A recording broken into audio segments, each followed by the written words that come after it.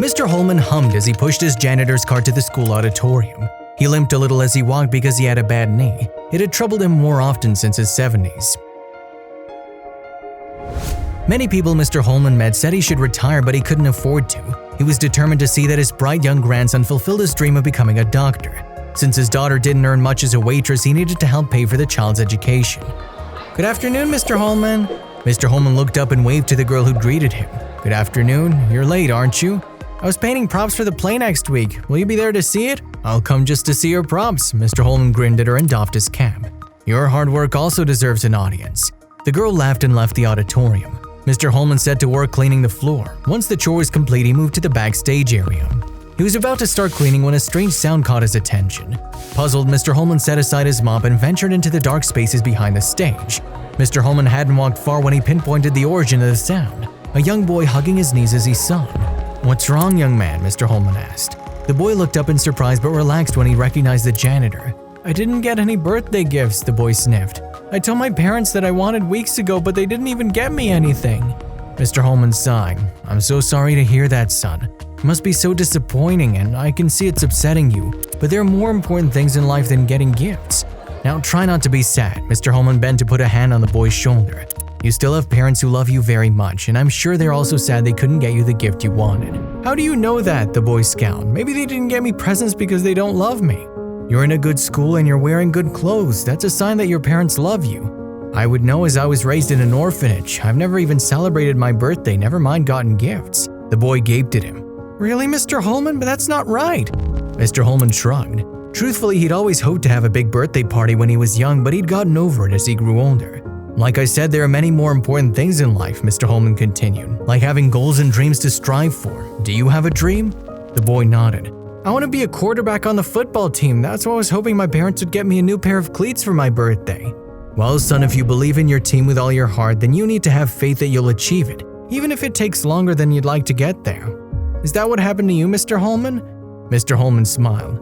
"Time and time again. That's why I know I'll achieve the dream I've been chasing for the past few years. Pay for my grandson to go to college and become a doctor."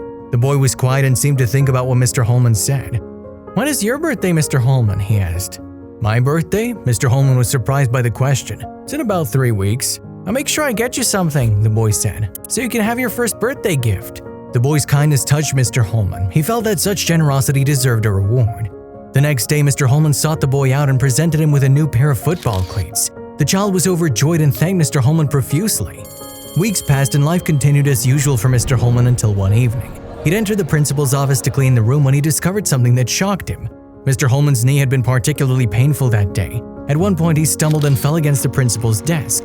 A large flat package wrapped in paper wobbled on the table's edge. Mr. Holman heard the packaging tear. He hobbled around to save the package from falling. Principal Fisher was strict and Mr. Holman didn't want to get in trouble with him. He prevented the package from falling and turned it over to see how badly the paper covering had torn. His own face smiled back at him through a long rip in the paper. Mr. Holman stared at it, trying to understand why Fisher would have a janitor's portrait in his office. The door opened them and Principal Fisher entered. "Mr. Holman, I won't be long. I forgot my…" Fisher trailed off as he realized what Mr. Holman was holding. "That was meant to be a surprise," he said. "For what?" "You'll see." Principal Fisher smiled sheepishly. "Come with me."